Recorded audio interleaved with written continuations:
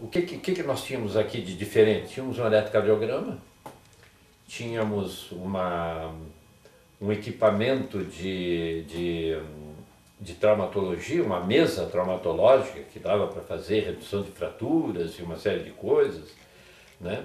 E, assim, de tecnologia mesmo, tinha isso, né? Na parte de anestesia, se fazia anestesia com o Bredani, tinha, né? A irmã que fazia anestesia, né? Uma irmã de caridade. Porém, eu com aquela minha vivência de pronto-socorro, né? Eu, inclusive, aconteceu uma coisa muito interessante. A clínica é sempre a clínica, né? A clínica é soberana, a clínica desde de Hipócrates é a clínica, né? Mas o que havia era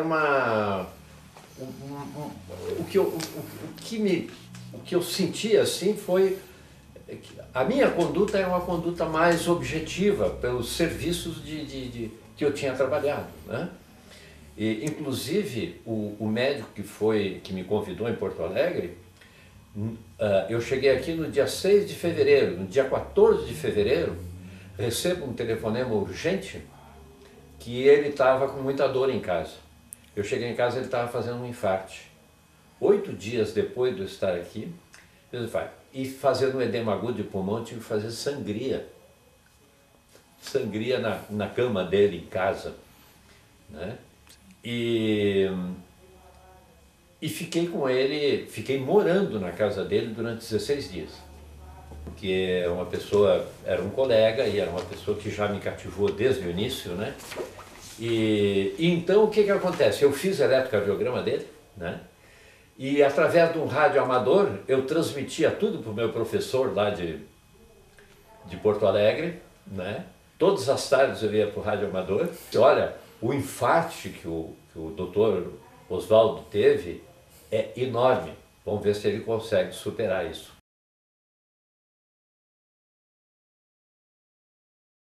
Cinco anos depois, eu já estava com a minha casa feita e tudo, peguei e fui para o Rio, para o serviço do servidor do Estado, para o Hospital de Serviço de Cirurgia de Homens, passei um ano lá. Aí convidei o doutor, o doutor Elci estava em Porto Alegre, fui lá, estava fazendo residência, fui lá, convidei ele, digo, Elci, não quer ir para São da Vitória? Não, mas tem lugar para mim? Não, tem, porque agora eu vou para o Rio, tu vai para lá e vai trabalhar lá no meu lugar enquanto eu estou no Rio. Depois voltamos até trabalhamos juntos aqui. Nós morávamos num hotel onde moravam todos os residentes, então nós passávamos o dia todo dentro do hospital. Eu tive uma experiência tanto médica, cirúrgica, como hospitalar.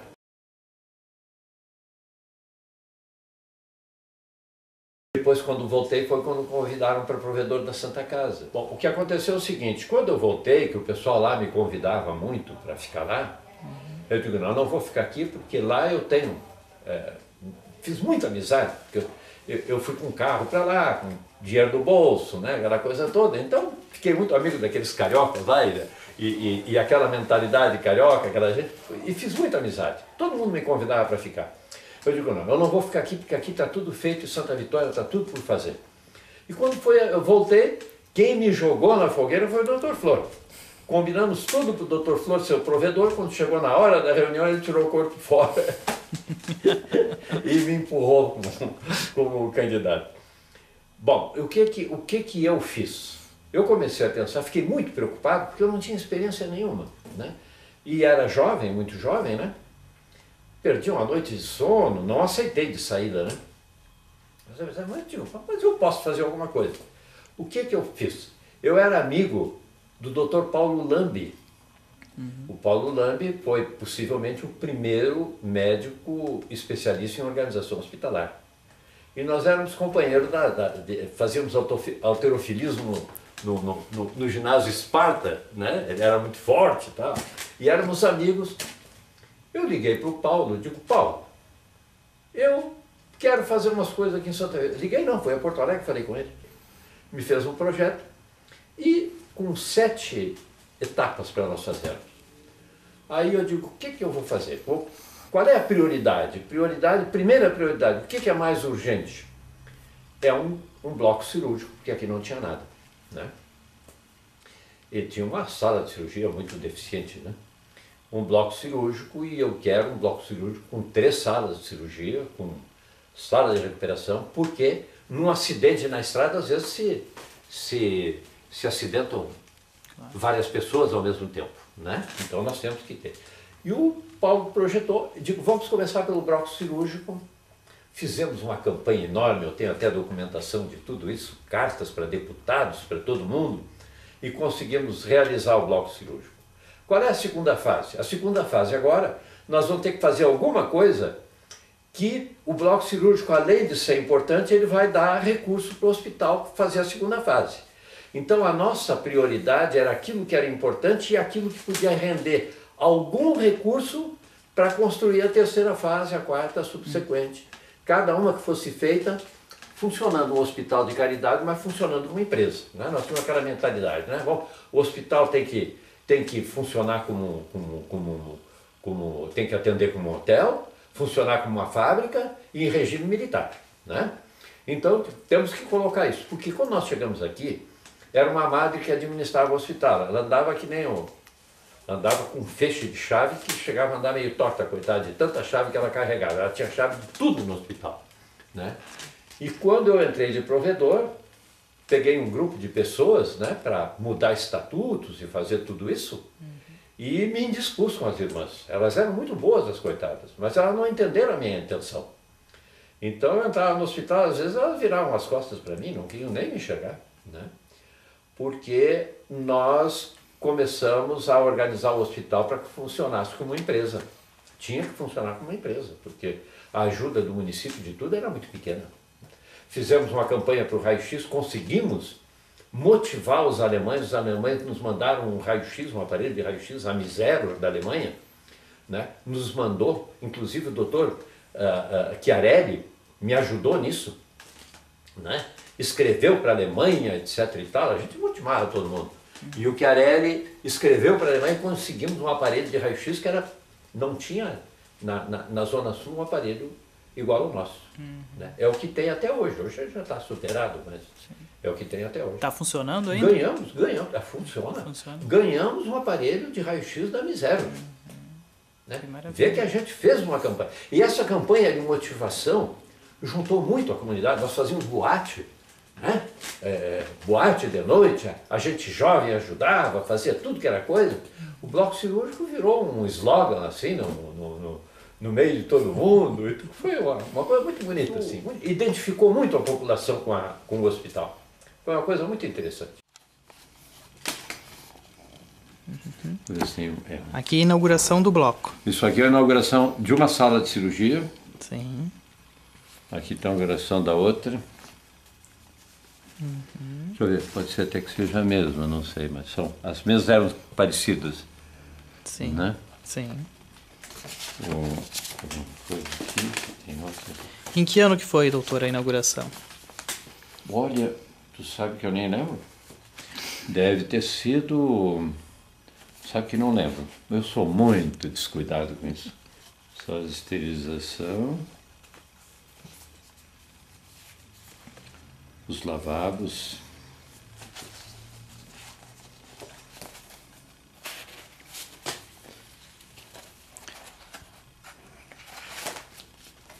Aqui, outra. Depois ver qual é que fica melhor.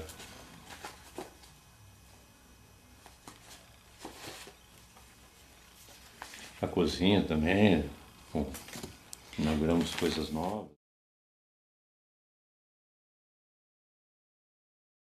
Porque elas eram de uma ordem, né, que trabalhavam em hospitais, outros hospitais. Então se deram conta de que realmente a gente estava fazendo aquilo para melhorar. Sim. Eu peguei 2 advogados para fazer a mudança de estatutos. Eu falo sempre no plural, porque o que acontece? Eu convidei os colegas estavam aqui para me ajudarem. Olha, tu toma conta da farmácia, tu toma conta da maternidade, tu toma conta do raio-x, e fizemos uma campanha para trazer colegas porque como isso aqui era uma ilha, não adianta ter 10 médicos fazendo a mesma coisa.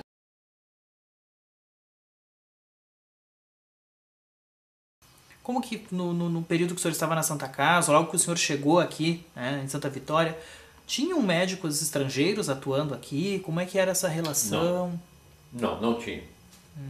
Tinha um médico que atuavam da Rua Internacional para lá e os outros que atuavam aqui, né? E eu tinha um relacionamento bom, tanto é que às vezes coisas muito graves, logo que cheguei, em seguida que cheguei, teve uma menina de 4 anos que recebeu um coice, 4 ou 6 anos, não lembro, recebeu um coice, perdeu a metade da orelha e veio com fratura de temporal e parietal e com exposição de cérebro, né? E eu era muito amigo do prefeito, que era pai de um cardiologista de Porto Alegre e que era amigo meu também. E o prefeito sempre, quando tinha qualquer problema, como eu estava sempre na urgência, né, já me procuraram em seguida e digo, não, vamos preparar tudo que eu vou levar ela para o hospital de clínicas. Quando tinha uma coisa muito urgente mesmo, eu pegava e levava para o hospital de clínicas de Montevidéu. Levava menos tempo, né? Com 4 horas eu estava lá. E aqui eu não sabia, às vezes, quanto tempo levava e chacoalhando isso aí, né? E eu lembro que, digo, vocês façam isso, eu fui atendendo, daí a um pouco diz o prefeito assim para mim, bah, doutor Jair, não sabe o problema que tem. Os pais não têm, ninguém tem documento. Bom, então eu opero ela, né? E eu operei essa menina, né? Então tu vê as situações, né? O que a experiência, evidentemente que eu não ia operar ninguém de uma trepanação, mas numa emergência, o que apareceu eu fazia. Sim. Né? Então esse e mais outros casos que eu tive de cirurgia, de acidente crânioencefálico, né? Sim. Então, mas eu tinha um relacionamento bom, inclusive em congresso, naquele tempo eu ia bastante a congresso, conheci cirurgiões de lá, eu ia para Montevidéu, auxiliava eles em cirurgia, trocava experiência com eles e tudo. E trouxe, quando veio o aparelho de raio-x da Misero, que nos deram, eu trouxe um radiologista que hoje é presidente da Associação de Radiologia de Montevidéu. O Dr. Daniel Pereira, é um ótimo radiologista. Vinha para cá uma vez por semana e fazíamos todos os exames, nós fazíamos reunião clínica, vinha de 2 em 2 semanas e nós fazíamos, tinha um anfiteatro, fizemos um anfiteatro para fazer reuniões e fazíamos discussões clínicas na vida dele.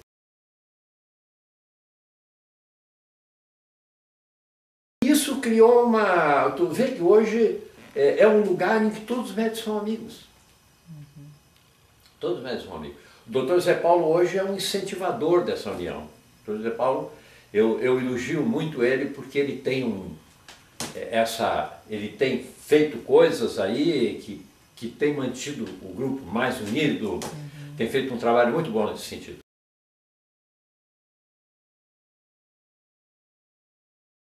Eu ainda faço medicina graças ao sindicato.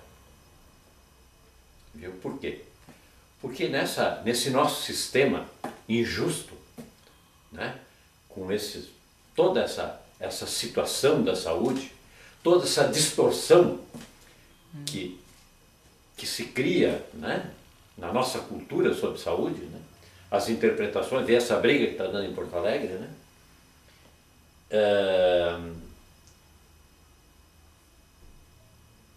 o sindicato, se não fosse isso, eu só não estaria mais fazendo medicina, como seria até talvez seria uma pessoa desiludida. Entende? Por quê? Porque a atuação do sindicato, como é que eu poderia dizer, me deu dignidade. Porque o sistema tira a nossa dignidade. O sindicato me deu dignidade. Quer dizer, a postura do Dr. Paulo Argolo, a coragem que ele tem. Quer dizer, eu sempre digo para o Zé Paulo, eu tenho admiração. Dr. Argolo, para mim, é um ídolo, é uma coisa assim, é uma pessoa que...